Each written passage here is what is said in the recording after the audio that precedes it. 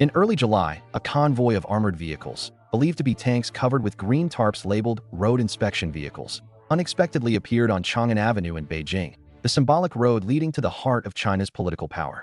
A video capturing the scene quickly spread on the Chinese social media platform Xiaohongshu, but was later deleted by authorities. The incident occurred just 2 months before the National Military Parade and 1 month ahead of the Beidai Conference, sparking widespread speculation both domestically and internationally. Was this a sign of a political upheaval, a show of force, or merely a routine military exercise? The appearance of these tanks evoked painful memories of the 1989 Tiananmen Square massacre, when the Chinese military brutally suppressed a peaceful student-led pro-democracy movement. The movement began following the sudden death of former General Secretary Hu Yaobang, a reform-minded leader widely respected by the public. He had attempted to rehabilitate victims of the Cultural Revolution and promoted liberal policies, but was removed from power by Deng Xiaoping, who held ultimate authority at the time. After Hu's death, tens of thousands of students marched to Tiananmen Square to mourn him and express dissatisfaction with the regime. The movement quickly grew into a nationwide call for press freedom, anti-corruption measures, and political reform. Masses of citizens, including workers, intellectuals, and even some low-ranking officials, joined the protests, which spread across major cities throughout China.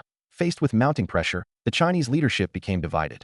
The reformist faction, led by General Secretary Hu Yaobang, advocated dialogue and a peaceful resolution, while the conservative faction, led by Deng Xiaoping, pushed for martial law and a violent crackdown. Hu Yaobang personally went to the square with a loudspeaker, pleading with the students to retreat and avoid tragedy, warning them of the likely consequences. Despite his efforts, the protesters remained on the night of June 3rd and into the early hours of June 4th, 1989. Troops from major military regions equipped with rifles and tanks were deployed into central Beijing. Under orders, they opened fire and violently cleared the square. The massacre became one of the darkest chapters in modern Chinese history, heavily censored domestically, yet remembered and condemned worldwide. That night, countless students were crushed under tanks, their bodies scattered across the square, blood staining the ground. The cries of the wounded and dying drowned out even the roar of engines. It was a horrific, nightmarish evening. Many Western journalists were not permitted to remain in China, but some captured chilling images, especially that iconic moment of a lone student standing in front of a tank, now forever emblematic of the movement that in later years. Deng Xiaoping is often praised for his role in China's reform and opening up. However, one of the most contentious chapters of his legacy is the brutal suppression of the student-led pro-democracy movement. After the massacre, General Secretary Hu Yaobang, who had advocated peaceful dialogue, was viewed as weak and a threat to the regime. He was purged from the Politburo Standing Committee and placed under house arrest, where he remained until his death in 2005. Like Hu Yaobang before him, though who died earlier, Hu Yaobang suffered a similar fate. Other elder leaders such as Wan Li and Hu Qili, who resisted martial law and supported political reform, were also purged through various means. Thus, the Tiananmen events were not merely a protest. They marked the definitive end of China's democratic aspirations and closed the door on future institutional reform efforts, even from within the higher ranks of leadership. Not all senior Chinese officials supported Deng Xiaoping. Internal divisions were deep. Deng struck decisively to ensure no one could oppose him. This tragic episode remains a dark milestone in world history. This crackdown reflects the violent character of Beijing's governance. Unlike China's ancient dynasties, which ruled through benevolence and moral authority, or even later monarchs emphasizing the rule of law, today's Beijing operates through gun governance, glorifying violence and suppression as tools of power. Historically, the Chinese state has wrought immense human suffering through bloody political campaigns. Under Mao Zedong's 27-year rule, approximately 80 million people perished in campaigns like the Great Leap Forward and the Cultural Revolution. His successor, Deng Xiaoping, continued the practice of consolidating power through force. Under Jiang Zemin, this ethos of gun governance evolved further, manifesting in harsh crackdowns on religious and human rights groups. Ancient sage kings like Yao and Shun governed with compassion, warning that if the people suffered, heaven would withdraw its blessings. Modern Beijing treats its people as foes to suppress, fighting heaven, earth, and the populace. Today's Chinese leadership rules not by moral virtue or transparent law, but through coercion and repression. Some call it rule by terror. This mindset, influenced by Western class struggle theories imported in the early 20th century, emphasizes violence as the cornerstone of political control. During the Civil War from 1945 to 1949, Mao's Red Army fought the Kuomintang. After seizing power, Mao continued consolidating control with campaigns like the 3 Anti, 5 Anti, Great Leap Forward, and Cultural Revolution, causing tens of millions of deaths.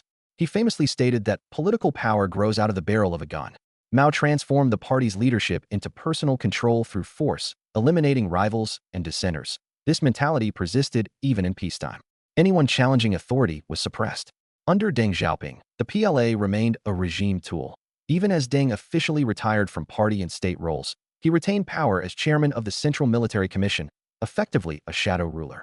Even in his later years, Deng continued to make key decisions, from the Tiananmen crackdown in 1989 to his 1992 Southern tour, reaffirming reform.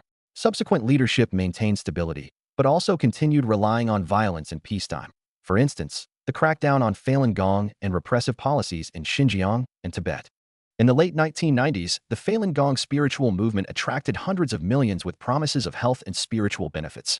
Central authorities viewed it as a threat, launching wide-scale campaigns to eradicate it, arresting and detaining thousands without trial, subjecting many to torture, forced labor, and even alleged organ harvesting. In Xinjiang, millions of Uyghur Muslims have been detained in so-called vocational training centers, forced to learn Mandarin, abandon their faith and culture, and pledge loyalty to the state. Resistors face beatings, starvation, torture. Children are separated from parents and placed in syncretizing boarding schools. Women face coerced sterilization. Tibet similarly suffers, from destroyed monasteries and forced secularization of monks to pervasive surveillance and mandatory propaganda instruction after major protests in 2008. Such measures bear no resemblance to the rule of law, which requires fairness and transparency. They amount to rule by violence. Emperor Kangxi once said, "Govern with benevolence, not coercion." If he lived today, he would hardly recognize how modern China has diverged from its historical values and cultural ethos. Which brings us to the present. Is the turmoil at Zhongnanhai paving the way for tanks or even a coup? Signs have emerged. Zhongnanhai has long been the backdrop for brutal political power struggles. It's the open secret everyone knows. The closed-door leadership meetings at Beidei each year are where pivotal historical turns play out. In 1989, Deng Xiaoping promoted Jiang Zemin to General Secretary, ending Zhao Ziyang's reform dreams. Also at Beidei, in 2012, the princeling Bo Xilai was purged, paving the way for Xi Jinping's dominance. And in 2025, this meeting is happening amid unprecedented chaos. This year is sure to be unusual. Rumors swirl about Xi's weakening power and health, the absence of Tai Kai, and the rising influence of Zhang Youxia. In this context, Zhang Youxia, as vice chairman of the Central Military Commission, may be waiting for the moment to decide Xi's fate, much like Deng Xiaoping did to Zhao Ziyang. Coming from a revolutionary family, the Red second generation, son of General Zhang Zongxuan, Zhang has easily built a loyal network within the military. Dissatisfaction among generals over Xi's recent purges has given him room to operate covertly and form his own faction. The appearance of tanks on Chang'an Avenue just before the Beidei meeting is Zhang's signal that the military is ready to act. Any military move now does not come from Xi but from Zhang, the real power holder. Historically, China's military has often decided political outcomes. From Lin Biao's 1971 coup attempt to Deng Xiaoping's 1989 crackdown on reformists. Currently, the military backing Zhang Youxia might be staging a similar scenario. As the Beidei meeting nears, opposition forces could be aligning against Xi. His absence from recent international events, especially the BRICS summit, and the ongoing fall of his loyalists indicate he faces a fierce political storm. On July 6, South China Morning Post reported Xi might be preparing to transfer power. Perhaps that's why he skipped BRICS and visits to flood-hit southern regions, choosing instead to visit Yangchuan, Shaanxi on July 7. 8. CCTV videos show a bleak scene, a vast square shrouded in fog, only a few officials escorting during the visit. It seems no coincidence she chose Yangchuan, a coal mining town with no significant political or economic weight, and that the trip carries the tone of a quiet retreat, like an official losing power returning home. Interestingly, the 2021 prophecy from Sa Daoren in Luoyang, Hunan, seems to align with this visit. Cryptic lines like Tvu can Trui Dang Twin, related to the words Truong Shi and Twin Yangchuan, have been interpreted as foretelling a major event following the trip. Of course, it's only a prophecy and cannot be confirmed. We should treat it as one viewpoint amid the current complex political landscape. If it's true, the military might be preparing for a power transfer. Is this the start of a coup or just a show of force? Let's analyze the unusual signs from the mysterious tank convoy. Camouflaged armored vehicles towing civilian trucks sneak onto Chang'an Avenue late at night. The event wasn't officially reported and appeared only in online videos quickly deleted. Behind these signs lies a secret the Chinese government tries to hide. Overall, this can't be a convoy preparing for a parade, especially given Xi's weakening grip and Zhang Youxia's rising power. The tank's presence deep in the capital sends a clear message to Xi. The military can determine the leader's fate, just like in 1989. Of course, this analysis is speculative. We cannot be certain if this signals a coup, a show of force, or part of a hidden political strategy. Only Beijing's leadership knows. Our role is to observe and await further developments to understand better. We've shared many times that China's political situation is changing rapidly.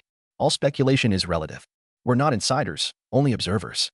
If there are mistakes, let's treat them as casual talk over tea or drinks. We hope you continue to follow the program with a light and measured spirit. Thank you for watching today's episode.